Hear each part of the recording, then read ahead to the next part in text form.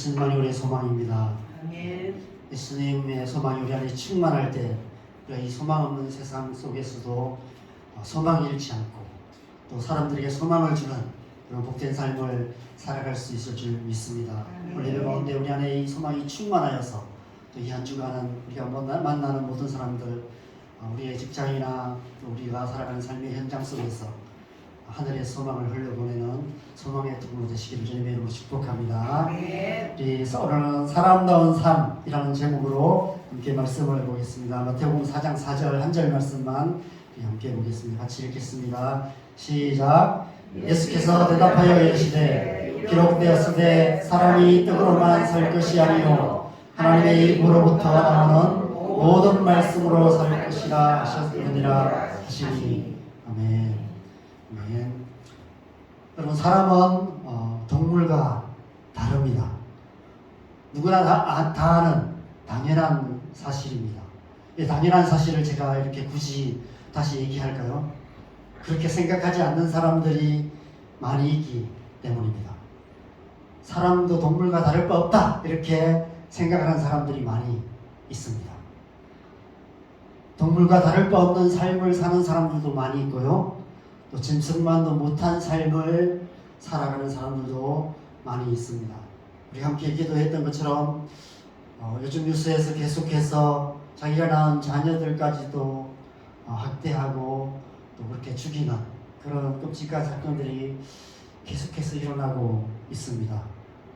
요 근래 부산에서 4살짜리 여자아이가 죽었는데 몸무게가 7kg밖에 안 나가요. 미라처럼 이렇게 되어가지고 죽었답니다. 엄마가 제대로 된 밥을 한 번도 먹여본 적이 없답니다. 4살이 될 때까지. 경찰이 그 엄마에게 징역 35년을 구형했다고 합니다. 왜 이렇게 되었을까요? 왜 사람이 짐승보다 못한 모습으로 살아가고 있을까요? 요즘 애완견들을 키우는 분들이 많이 계십니다. 우리 권사님도 키우고 계시고, 혹시 집에 키우고 계세요? 네. 한 마리? 두 마리?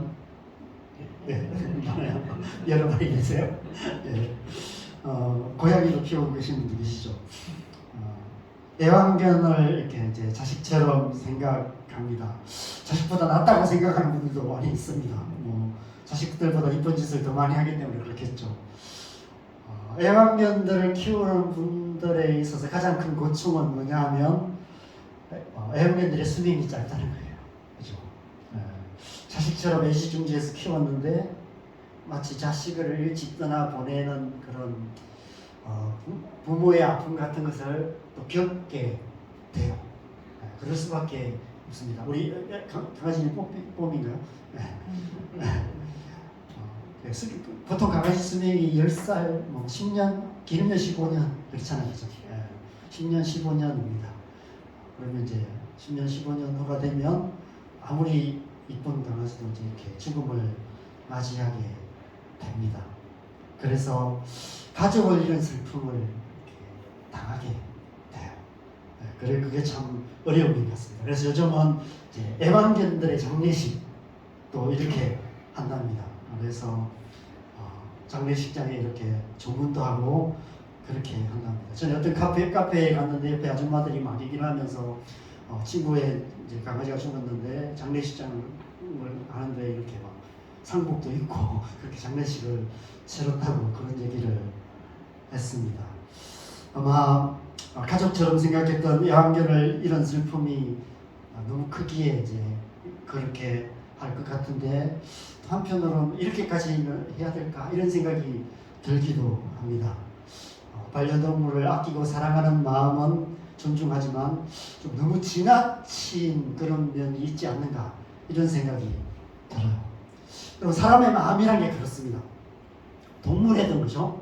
식물에든 심지어 사물에도 우리가 애정을 쏟게 되면 우리가 그게 이렇게 마음에 들어와요. 마음에 품게 돼요. 제가 처음 탔던 차가 티코였습니다. 제가 이제 안식년 때 제가 제주를 갈 때 우리 같이 사역했던 형제가 자기가 타던 이제 티코를 저한테 줬어요. 이게 제 첫 차였습니다. 제가 그 차를 이제 5년을 탔습니다. 제주에서 2년을 타고요. 제가 신대현을 다니면서 막 제가 이제 부산장시까지 왔다 갔다 할 때 매일 그 차를 타고 다녔습니다. 그렇게 이제 타다 보니까 이제 이게 이제 고장이 나기 시작하고 폐차를 해야 될 지경이 되었습니다. 그래서 결국 이제 폐차를 했는데 제가 이동에 살 때였거든요.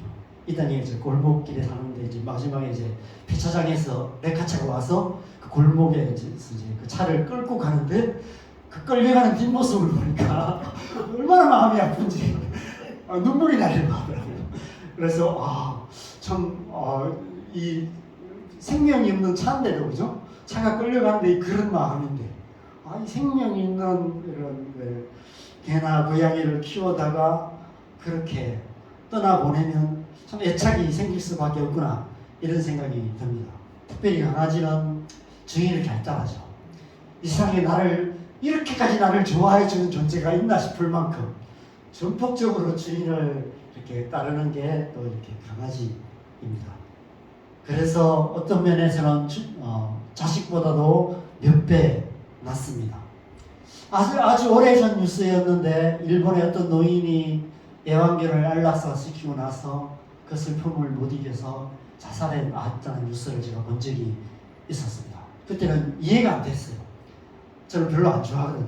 사실 솔직히 강아지 별로 안 좋아하고요. 강아지가 가까이 오는 것만 생각해도 막 이렇게 닭살이 돋아요. 그렇고 고양이도 안 좋아하고 저는 이렇게 동물을 별로 안 좋아하기 때문에 그런지 이해가 안 되었습니다. 그런데 오늘날에도 이렇게 이 애완견이나 이렇게 반려동물의 죽음 때문에 좀 상실의 절품을 당해서 우울증이 오는 분들도 많이 있습니다. 성도들 가운데 그런 어떤 우울증을 겪는 분들이 계시는 것 같아요. 얼마 전에 제가 TV4를 봤는데 유명 남자 배우인데 오랫동안 함께했던 이제 애완견이 죽었습니다. 그래서 죽음 때문에 많이 이렇게 슬퍼하고 하다가 이제 그걸로 이렇게 그림책도 만들고 이런 얘기들 하면서 이런 얘기를 해요. 더 좋은 곳으로 갔을 거라고 믿는다. 이런 얘기를 했습니다. 제가 그 얘기를 들으면서 과연 그럴까? 과연 좋은 곳으로 갔을까? 그곳이 어딜까? 이런 질문을 속으로 했습니다. 우리 사는 이 세상은 사람이나 동물이나 크게 다르지 않다고 생각합니다. 진화론적인 사고가 지배하는 이 세상은 사람을 좀 더 진화된 동물로 생각해요. 생물 시간에 고등동물로 분류합니다. 그래서 원숭이, 침팬지, 오랑우탄 같은 영장류 중에서도 좀 가장 업그레이드된 최상위 버전의 동물, 그것이 사람이라고 그렇게 말합니다. 쉽게 말하면 사람은 머리가 좋은 동물이다 이렇게 생각합니다. 여러분, 오늘날 왜 이 세상이 사람의 생명을 무가치하게 여기는 세상이 되었을까요? 왜 사람 귀함을 모르는 세상이 되었을까요? 사람을 동물이라고 생각하기 때문에, 사람이나 동물이나 별 차이 없다고 생각하기 때문입니다. 사람의 생명보다 오히려 애완동물의 생명을 더 귀하게 여기는 세상이 되었습니다. 지구상에 수많은 사람들이 기아로 굶어 죽어가고 있는 현실은 우리가 외면하면서 애완동물에 막대한 비용을 지출하는 것이 오늘날 우리가 살아가는 삶의 현실입니다. 제가 지금부터 한 20년, 30년 전에 이런 뉴스를 보면서 참 이해가 안 된 적이 있었습니다. 유럽의 프랑스나 이런 나라의 한 나라의 반려동물에 쓰는, 애완동물에 쓰는 돈이 네팔 한 나라의 국가 예산보다 많다. 이런 뉴스를 제가 본 적이 있었습니다. 근데 오늘날 우리나라가 그래요. 오늘날 우리나라가 애완동물을 위해 쓰는 돈이면 아프리카나 어떤 한 나라의 기아의 문제를 다 해결해 주고도 남는 돈을 우리가 거기에 쓰고 있습니다. 좀 이렇게 이제 저녁 때쯤 공원을 가면 대부분이 다 이제 강아지를 한 마리나 두 마리씩 끌고 나와서 이렇게 산책을 합니다. 사람이 개를 산책시키는지 건지 개가 사람을 산책시키는지 모르지만 어쨌든 그런 이제 그런 모습들을 많이 봅니다. 용지 호수에 가면 이제 젊은 이제 커플들이나 또 젊은 사람들이 이제 강아지를 데리고 와서 이렇게 놀고 있는 모습들을 많이 보죠. 네. 우리 이제 성도님들 가운데도 다 이렇게 애완동물을 키우고 계신 분이 많으셔서 말씀드리는 것이 좀 조심스럽지만 오해하지 마시고 들으시면 좋겠습니다. 누가 뭐래도 사람이 꽃보다 아름다워라는 노래처럼 누가 뭐래도 사람이 동물보다 귀하다는 사실은 잊지 말아야 합니다. 그리고 사람은 동물과 다르다는 사실을 기억해야 됩니다. 사람은 동물이 아닙니다. 사람은 머리 좋은 동물에 불과한 존재가 아닙니다. 태초에 하나님께서 사람을 그렇게 만드시지 않으셨기 때문입니다. 우리가 창세기 1장 26절 27절 말씀을 같이 읽을까요? 시작. 하나님이 이르시되 우리의 형상을 따라 우리의 모양대로 우리가 사람을 만들고 그들로 바다의 물고기와 하늘의 새와 가축과 온 땅과 땅에 기는 모든 것을 다스리게 하자 하시고 하나님이 자기 형상 곧 하나님의 형상대로 사람을 창조하시되 남자와 여자를 창조하시고 하나님께서 사람을 창조하실 때 하나님의 형상대로 남자와 여자로 만드셨다 이렇게 말씀하세요. 성경이 말하는 사람은 하나님의 형상입니다. 그렇다면 동물도 그럴까요? 동물도 똑같이 만드셨나요? 그렇지 않아요. 그죠? 그 앞절에 보면 하나님께서 땅을 향해서 땅은 종류대로 그 생물을 내라 라고 말씀하십니다. 그랬더니 땅에서 땅이 그 생물을 냈다 라고 말씀하고 있습니다. 이 땅에 있는 모든 동물은 땅에서 나온 존재라고 얘기해요. 그래서 그들 안에 있는 생명은 땅에서 나온 땅의 생명이다 라고 말씀하고 있습니다. 그래서 전도서에 보면 이런 말씀이 있습니다. 여러분 전도서를 보면 전도서 3장 21절 말씀을 같이 읽을까요? 시작. 인생들의 혼은 위로 올라가고 짐승의 혼은 아래 곧 땅으로 내려가는 줄을 누가 알랴. 사람에게도 생명이 있고 동물에게도 생명이 있는데 죽고 나면 사람의 혼은 하늘로 올라가고 위로 올라가고 짐승의 혼은 땅으로 내려간다고 말씀해요. 왜 동물의 혼은 땅으로 내려갈까요? 땅에서 왔기 때문에. 땅에서 왔기 때문에 왔던 곳으로 돌아가는 것입니다. 그런데 사람은 다르다고 말합니다. 사람의 혼은 위로 올라간다고 얘기를 해요. 왜 위로 올라갈까요? 위로부터 왔기 때문에. 위에서 온 생명이기 때문에 사람은 죽고 나면 사람의 생명은 위로 올라가고요. 사람의 혼은 위로 올라가고 동물의 혼은 땅으로 내려간다라고 성경은 말씀하고 있습니다. 창세기 2장 7절에 보면 하나님께서 사람을 만드세요. 여호와 하나님이 흙으로 사람을 지으세요.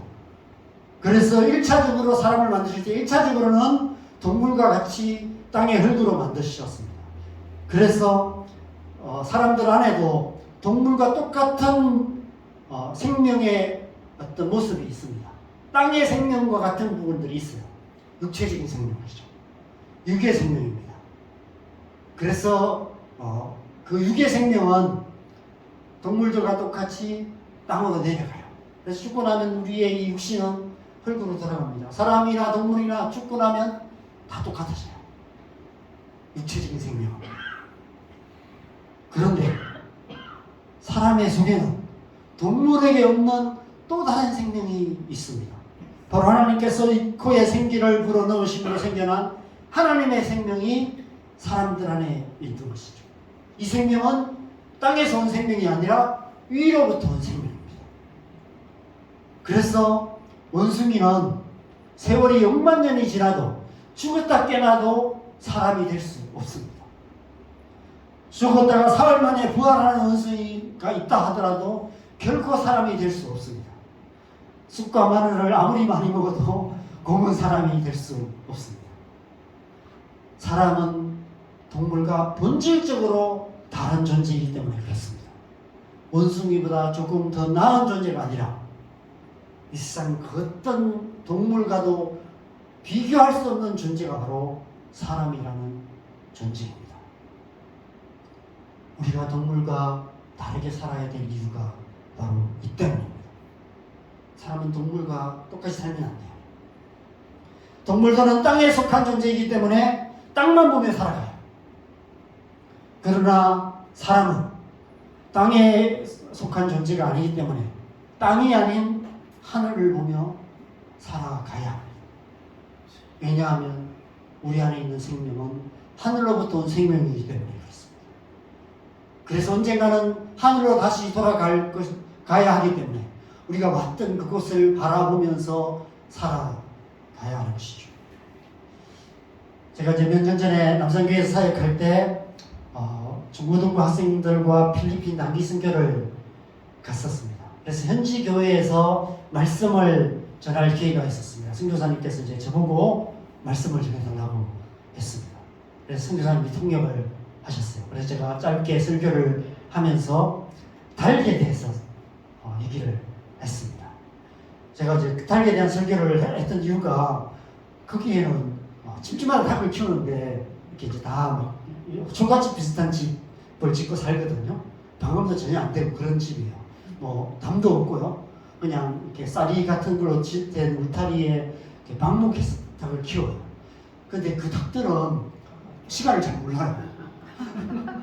우는 시간이 따로 안 정해져 있어요. 하루 종일 울어요. 낮에도 울고요. 밤에도 울고 새벽 2시에도 울고 3시에도 울고 4시에도 웁니다. 불면증 걸린 닭 같아요. 밤새 닭이 우는 거예요. 밤새 꽃기하고 웁니다. 얼마나 많이 우는지 다 보기 시간이 있어요. 목신닭들이 우는 소리를 밤새 들으면서 자야 돼요. 잠을 한숨도 못 잤습니다. 그래서 제가 이제 닭에 대한 설교를 하니까 사람들이 너무 재밌게 들었습니다. 여러분, 닭은 그죠? 일평생 한 번도 하늘을 안 보고 살아요. 닭은 평생 10cm 앞에 땅만 보며 살아갑니다. 닭이 고개를 들어 하늘을 볼 때가 있습니다. 언제일까요? 물을 마실 때. 닭은 목젖이 없어서 물을 삼키지 못해요. 그래서 물을 입에 머금고 고개를 들어서 넘겨야 돼요. 그래야 물을 마실 수 있습니다. 목이 마르면 물 한 모금 입에 몰고 하늘을 한 번 쳐다보고 물 한 모금 입에 몰고 하늘 한 번 쳐다보고 그래요. 그런데 제가 확인해 보지는 않았지만 닭은 물을 마시는 그 순간, 하늘을 보는 그 순간에 아마 눈을 감는 것 같아요. 안 감더라도 하늘을 안 쳐다볼 거예요. 왜냐하면 닭에게 하늘은 아무 의미가 없어요. 닭에게 의미 있는 것은 땅밖에 없습니다. 땅에 떨어져 있는 곡식들, 땅에 있는 먹이, 땅에 기어다니는 벌레, 땅에 있는 지렁이, 이것밖에 없습니다. 모든 관심이 거기에 있기 때문에 하늘을 볼 이유가 없습니다. 땅에서 온 생명이기에 땅만 보며 살 수밖에 없고 결국은 땅으로 돌아갈 수밖에 없어요. 그렇다면 다른 동물은 어떨까요?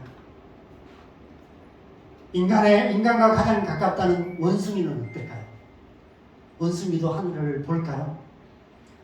하늘을 보면서 하늘이 궁금할까요? 하늘 위에 떠가는 구름을 보면서 저 구름 너머에 있는 세상에 대해서 호기심을 가질까요? 원숭이가 저 하늘을 보면서 신의 존재를 생각할까요? 하나님을 생각하면서 자신의 존재가 어디서부터 와서 어디로 가는지에 대해서 궁금해하고 고민할까요? 여러분, 원숭이에게도 하늘은 아무런 의미가 없습니다. 비가 오나 안 오나 아마 그것 때문에 하늘을 볼 수는 있을 것입니다. 땅에서 온 생명이기에 땅에 속한 존재로 살아갈 뿐입니다. 본능에 충실하면서 땅에 살다가 땅으로 돌아가게 되는 것, 그것이 동물들이에요. 모든 동물들의 생명 안에 혼이라는 생명이 있습니다. 그 혼도 사람과 비슷한 기능을 해요.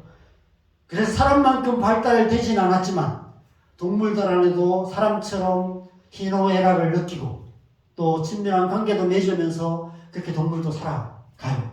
그런 면에서는 사람과 비슷합니다. 그래서 사람들과도 그런 관계를 맺어요. 그래서 우리가 반려동물과 그런 관계를 맺습니다. 사람도 희노애락을 느끼고 친밀한 관계를 맺으며 살아갑니다. 단지 동물보다도 더 복잡하고 또 미묘하고 또 다양한 그런 모습으로 관계를 맺을 뿐이에요. 거기까지가 전부라면 사람이나 동물이나 똑같겠죠. 먹고 살고 사람과 관계 맺고 희노애락을 느끼면서 그렇게 본능대로 살아가는 게 인간의 전부라면 사람과 동물은 똑같을 것입니다. 그런데 사람에게는 동물에게 없는 것이 있습니다. 영혼을 사모하는 마음. 우리는 아주 가끔씩이라도 하늘을 보며 살아갑니다. 하늘을 보면서 보이는 세상 너머의 세상을 생각하며 살아가요. 신의 존재에 대한 막연한 경외심을 가지면서 살아갑니다. 왜냐하면 모든 사람들 안에는 하늘로부터 온 생명이 있기 때문에 그렇습니다. 그 생명이 있기 때문에 언젠가는 다시 돌아가게 될 하늘에 대한 귀소 본능 같은 그런 본능들이 그 안에 있습니다. 동물에게 없는 보이지 않는 세상에 대한 호기심, 관심 그런 것들이 사람들 안에 있어요. 그래서 신을 찾고요. 종교를 만들기도 하고요. 어떤 삶의 의미에 대한 고민들을 합니다. 죽음에 대한 고민을 하고요. 죽음 이후에 우리의 존재에 대한 그런 질문들을 하게 되는 것이죠. 제가 지난주에 이 그림을 함께 나누었습니다.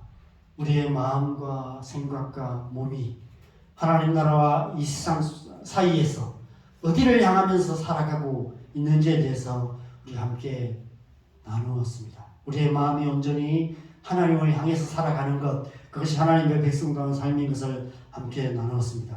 이 그림을 제가 이제 다르게 한번 표현을 했습니다. 영과 혼과 육이라는 어떤 인간의 존재를 이렇게 표현을 합니다. 우리의 가장 존재의 중심, 우리의 마음의 가장 중심에 하늘로부터 온 생명이 있는데 그것을 영이라고 표현을 합니다. 우리의 마음이 하나님을 찾게 하고 하나님 나라로 향하게 하는 것이 바로 우리 안에 있는 생명이에요. 우리 안에 하늘로부터 온 생명이 있기 때문에 우리가 하나님을 찾습니다. 하나님을 만나기 원하고요. 하나님을 믿기를 원합니다. 우리 안에 있는 영은 끊임없이 우리를 하나님께로 향하게 해요. 그래서 하나님을 찾게 만들어요. 하나님을 믿고 싶은데 안 믿어져서 고민되고 그래도 어떻게든 하나님을 더 믿어보려고 애쓰고 그렇게 합니다. 삶의 의미를 찾고요. 죽음에 대한 문제에 대해서 고민하게 하고요. 나라는 존재가 어디서부터 와서 어디로 가는지를 생각하게 만드는 우리 안에 있는 생명이 있습니다. 그런데 반대로 우리의 육은 끊임없이 세상을 향하게 합니다. 우리의 영은 하나님 나라를 사모하는데 우리의 육신의 욕망은 세상을 사랑하게 만들어요. 그래서 사도 바울이 로마서 7장에서 오라 나는 공고한 사람이로다. 누가 이 사망의 몸에서 나를 건져내랴. 끊임없이 육신의 욕망으로를 향하는 자신. 그런데 자기의 영혼은 끊임없이 하나님을 향하는데 이 사이에서 실험하고 있는 인간 존재의 본질에 대해서 로마서 7장에서 얘기하고 있는 것이죠. 사람과 동물이 다른지는 바로 이것입니다. 동물 안에는 한 가지 생명밖에 없어요. 육신의 생명입니다. 이것밖에 없기 때문에 이 생명에 충실하며 살아가면 됩니다. 육신의 본능대로만 살면 돼요. 먹고 싶으면 먹고요. 자고 싶으면 자고요. 그렇게 살아가면 돼요.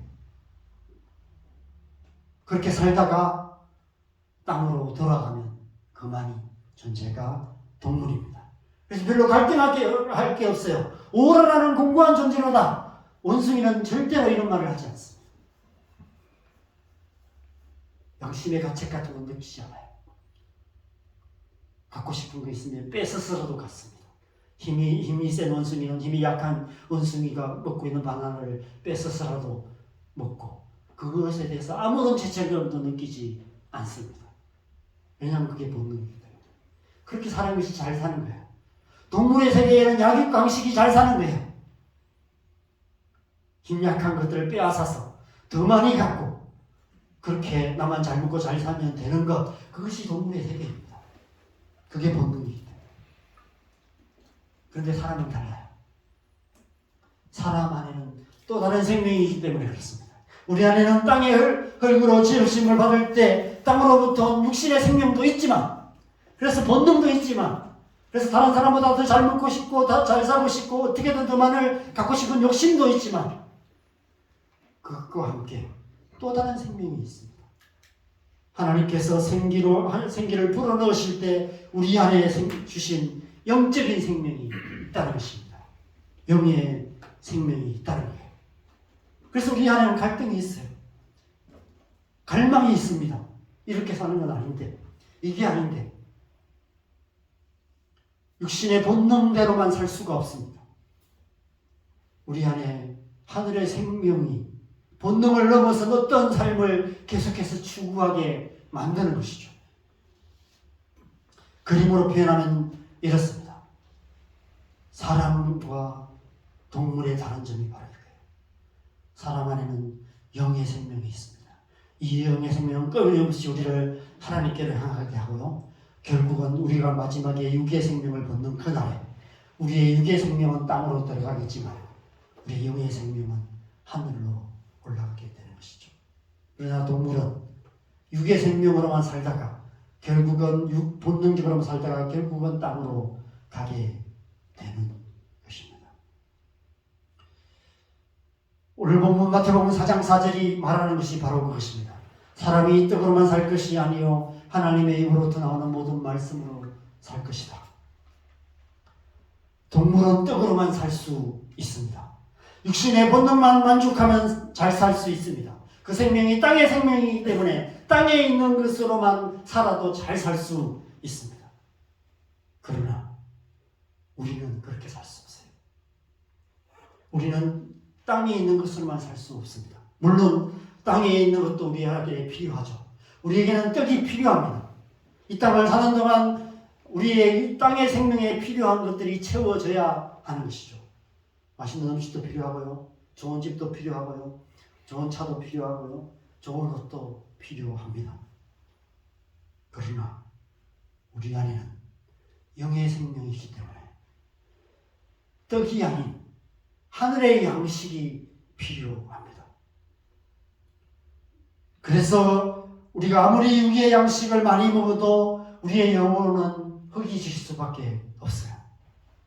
마음의 양식이라는 책을 아무리 많이 읽어도 영화를 보기도 하고 여행을 하기도 하고 친구를 만나서 수다를 떨기도 하고 사랑하는 사람을 만나서 결혼도 하고 자녀도 낳고 키워가지만 그래도 채워지지 않는 무언가, 공허함, 영혼의 배고픔, 영혼의 갈망이 우리 안에 있습니다. 이 세상 그 무엇으로도 채울 수 없는 텅 빈 마음이 우리 안에 있는 것이죠. 사람이 떡으로만 살 수 없기 때문에 그렇습니다.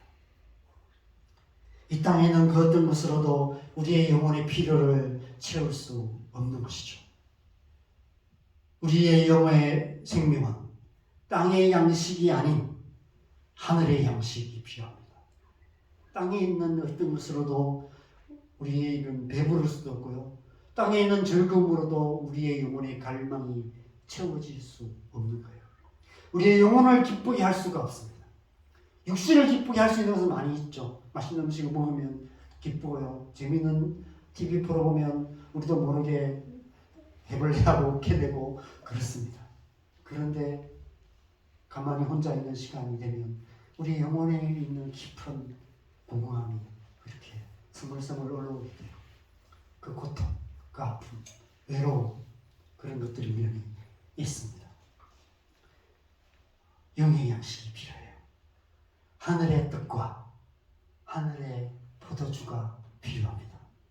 예수님께서 십자가에서 살과 피를 주신 이유가 바로 이 때문이죠. 우리가 승찬식을 통해서 뜻과 포도주를 나누는 의미가 바로 이것입니다. 우리에게 하나님이 주시는 그 생명의 양식이 필요하다는 사실을 기억하는 것입니다. 고백하는 거예요. 나아가 육의 양식만을 찾으며 땅만 보며 살아가는 닭 같은 삶을 살아가는 우리의 삶, 이 땅의 삶 속에서 다르게 사는 삶이 무엇인지를 다시 생각하게 하는 것입니다. 하나님께서 주시는 하늘의 양식을 사모하며 그 하나님 앞에 나아가는 삶, 그 삶을 우리가 고백하는 것, 그것이 우리가 승찬식을 통해서 뜻과 포도주를 나누는 것의 의미인 것이죠. 그래서 우리는 날마다 육신의 양식을 먹고 마시듯이 영적인 양식을 먹고 마셔야 합니다. 하나님 말씀을 듣고 읽고 묵상하는 시간은 하늘의 떡으로 우리의 영혼을 배부르게 하는 시간인 것이죠. 그래서 말씀을 들어야 하고요. 말씀을 묵상을 하는 것입니다. 또한 하나님 앞에 나가 우리가 엎드려 기도하는 시간은 성령의 생수로 우리의 영혼의 목마름을, 영혼의 갈망을, 갈증을 채우는 시간입니다. 그래서 우리가 기도하는 시간을 갖는 거예요. 우리가 성도들이 함께 모여서 예배합니다. 예배하는 이 시간은 말씀과 기도로 하늘의 생명으로 충만케 되는 시간, 그 시간이 바로 예배의 시간입니다. 우리가 예배할 때, 예배하면서 함께 찬양하고 하나님 앞에 나가 기도하고 말씀을 듣는 이 시간들이 하늘의 떡과 포도주가 내리는 시간인 줄 믿습니다. 그래서 그것으로 충만하게 될 때 우리가 하나님 앞에 생명이 있는 삶을 살아가게 되는 것이죠. 그래서 우리가 예배하는 삶을 살아가야 하고요. 그 예배가 주일 한 번의 예배로 끝나는 것이 아니라 날마다의 삶 속에서 또 말씀 앞에 나가고 기도하고 찬양하며 살아가는 일상의 삶의 예배가 되어져야 되는 것이죠. 쉽게 말하면 날마다의 삶이 하나님과 더불어 먹는 시간이 되어야 한다는 것입니다. 예배는 하나님과 더불어 먹는 거예요. 먹고 마시는 시간. 그래서 저는 좀 원래 그죠? 제가 오늘 말씀을 준비하면서 좀 이런 시간을 가져볼까? 좀 이렇게 떡 같은 것도 좀 준비하고 식혜나 이런 걸 좀 준비해서 같이 좀 먹으면서 말씀을 듣고 이런 시간을 가지려고 했었어요. 근데 제가 그런 시간 안 가는 이유가 뭔지 아세요? 오늘 권사님께서 그 갈비집에서 음식 갈비를 함께 대접하신다고 하셔서 그거 먹으면 갈비를 많이 못 먹겠다 싶어가지고 제가 오늘 그 시간을 안 가졌습니다. 좀 예배 시간이 그런 시간이 있으면 좋겠습니다. 하나님과 더불어 먹는 시간, 하늘의 양식을 먹고 하늘의 음료를 마시는 떡과 포도주를 먹는 승찬식과 같은 그런 시간이 예배 시간입니다. 그래서 우리가 단지 우리 육신이 배부르고 육신이 기쁜 것이 아니라 우리의 영혼이 배부르고 우리의 영혼이 기쁜 그런 은혜가 있는 그런 시간이 예배 시간이고요. 그렇게 살아가는 삶이 하나님의 백성다운 삶인 것이죠. 그것이 하나님과 더불어 먹는 거예요. 하나님과 더불어 먹는다는 것은 하나님과 인격적인 교제를 나누는 것을 말하는 것입니다. 한 상에서 함께 먹는 한 식구가 되는 것을 말하는 것입니다. 여러분, 사람과 동물이 근본적으로 다른 이유가 바로 이것입니다. 사람은 하나님과 인격적인 관계를 맺을 수 있습니다. 왜 동물들은 그죠? 인격적인 관계를 안 돼요. 인격적인 관계를 맺을 수가 없습니다. 동물과는 그죠? 그냥 그런 상호간의 육신적인 어떤 정서적인 체험들은 받을 수 있지만 영적인 관계를 맺을 수는 없어요. 인격은 영과 관계가 있거든요. 하나님의 영, 하나님의 형상으로 우리를 만드셨어요. 하나님의 형상 안에 인격이 포함되어 있습니다. 그래서 인격적으로 성숙해 가요. 성장하고 성숙해 가요. 그런 관계가 되어져 가는 것입니다. 그래서 우리는 하나님과 관계에 힘써야 하는 것이죠. 하나님과 더 깊고 친밀한 관계 가운데 살아갈 때 우리는 진정 사람다운 삶을 살아갈 수 있습니다. 포도나무와 가지의 비유처럼 잘려진 가지는 열매 맺기는커녕 시들어갈 수밖에 없습니다. 말라져서 버려질 수밖에 없습니다. 포도나무 가지가 진정 열매 맺는 가지가 되기 위해서는 포도나무에 붙어 있어야 하는 것처럼 우리가 하나님의 백성으로서 하나님의 사람답게 살기 위해서는 하나님과 관계 안에 거해야 하는 것이죠. 하나님 가지에 붙어 있는, 나무에 붙어 있는 가지가 되어야 합니다. 그것도 잘 붙어 있어야 합니다. 딱 붙어 있어야 돼요. 겨울철이 되면 농부들이 가지치기를 합니다. 가지치기 전문가들이 보면 그죠? 알아요. 이 가지가 붙어 있긴 한데 잘 붙어 있는 가지인지 아닌지를 알아요. 그래서 가지치기를 하는데 이 가지가 열매를 잘 맺을 가지인지 아닌지를 알아서 열매를 잘 못 맺을 가지는 겨울에 잘라냅니다. 그래서 나중에 열매를 잘 맺을 수 있는 가지, 아주 잘 붙어있는 가지만 남겨요. 그러면 나중에 이제 여기서, 이건 사과나무거든요. 사과나무를 가지치기 하는 장면입니다. 예수님께서 요한복음 15장에 이런 말씀을 하세요. 내게 붙어 있어서 열매를 맺지 않으냐는 가지는 아버지께서 그것을 제거해 버리신다. 잘라버리고 열매를 맺는 가지는 깨끗해야 한다. 그래서 가지가 포도나무에 붙여 있지 않아야 하면 열매를 맺을 수 없다라고 말씀하십니다. 여러분 정말 사람이 사람답기 위해서는 하나님과 친밀한 관계 안에 거해야 하는 것입니다. 그렇게 할 때 우리는 사람다운 삶을 살 수 있어요. 왜 이 세상이 사람답지 못한, 짐승마도 못한 이런 일들이 일어날까요? 심지어는 그 가운데 교회를 다니는 사람도 있어요. 교회만 다녀요. 그럼 교회만 다닌다고 하나님과 올바른 관계 안에 거할 수 있을까요? 그렇지 않겠죠. 그죠? 하나님과 날마다의 삶 속에서 말씀과 기도로 생명의 양식을 끊임없이 먹고 마시며 하나님과 더불어 먹는 그런 깊고 친밀한 교제 가운데 살아가지 않는다면 교회를 10년, 20년, 30년 다닐지라도 사람다운 삶을 결코 살 수 없습니다. 하나님과 친밀한 관계 가운데 거하는 사람이 사람다운 사람이고 그래야만 이 사람다운 삶을 살 수 있습니다. 저는 목사입니다. 목사가 가장 목사답기 위해서는 성도들보다도 하나님과 더 친밀한 관계 안에 거해야 되겠죠. 그런 의미에서 저는 좋은 목사는 못 되는 것 같습니다. 저를 위해서 기도하실 때 하나님과 더 친밀한 관계 안에 거하도록 기도해 주시면 좋겠습니다. 여러분도 마찬가지입니다. 여러분은 하나님의 사람들입니다.